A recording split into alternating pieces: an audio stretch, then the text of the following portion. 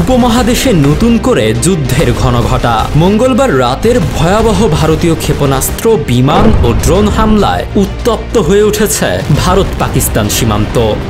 ইসলামাবাদ এই হামলাকে অকারণ যুদ্ধ ঘোষণা এবং দেশের সার্বভৌমত্বের নগ্ন লঙ্ঘন বলে উল্লেখ করে তীব্র প্রতিবাদ জানিয়েছে। বুধবার দুপুরে ইসলামাবাদে প্রধানমন্ত্রী মোহাম্মদ শাহবাজ শরীফের সভাপতিত্বে অনুষ্ঠিত জাতীয় নিরাপত্তা কমিটির বৈঠকে পাকিস্তান সেনাবাহিনীকে পূর্ণ প্রতিরোধমূলক ক্ষমতা দেওয়ার সিদ্ধান্ত নেওয়া হয়। বৈঠকের পর দেওয়া বিবৃতিতে বলা হয়, ভারত পরিকল্পিতভাবে পাঞ্জাব ও আজাদ জম্মু কাশ্মীরের সাধারণ নাগরিক বসতিতে হামলা চালিয়েছে। মসজিদ ও ঘরবাড়িও এই হামলার লক্ষ্যবস্তু হয়েছে, যার ফলে বহু নিরীহ নারী, পুরুষ ও শিশুর মৃত্যু হয়েছে। পাকিস্তানি সেনাবাহিনীর পক্ষ থেকে দাবি করা হয়েছে, দেশটির আকাশসীমা রক্ষায় ইতোমধ্যেই 5টি ভারতীয় যুদ্ধবিমান ও ড্রোন ভূপাতিত করা হয়েছে। এই সাহসিকতার জন্য সেনাবাহিনীকে সাধুবাদ জানিয়েছে জাতীয় নিরাপত্তা কমিটি।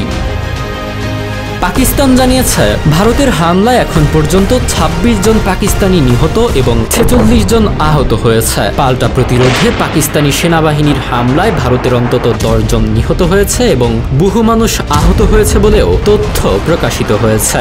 এই তথ্য ভারত ও পাকিস্তান দুই দেশের কর্মকর্তাদের বরাত দিয়ে জানিয়েছে কাতার ভিত্তিক সংবাদ মাধ্যম আল জাজিরা। জাতিসংঘ সনদের 51 নম্বর অনুচ্ছেদ অনুযায়ী আত্মরক্ষার অধিকার প্রয়োগ করে পাকিস্তান আগ্রাসনের উপযুক্ত জবাব দেবে বলেও বৈঠকে সিদ্ধান্ত নেওয়া হয়েছে।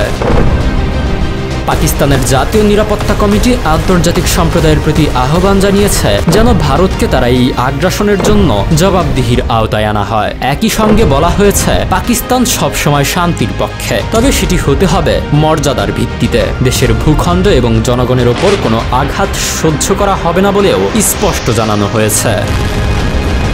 উল্লেখ্য, ভারত পাকিস্তানের মধ্যে দীর্ঘদিন ধরেই উত্তেজনা বিরাজমান, বিশেষ করে কাশ্মীর ইস্যু ঘিরে। তবে সাম্প্রতিক এই সামরিক সংঘর্ষ পরিস্থিতিকে নতুন উচ্চতায় নিয়ে গেছে, যা পুরো অঞ্চলের নিরাপত্তাকে প্রশ্নের মুখে ফেলেছে।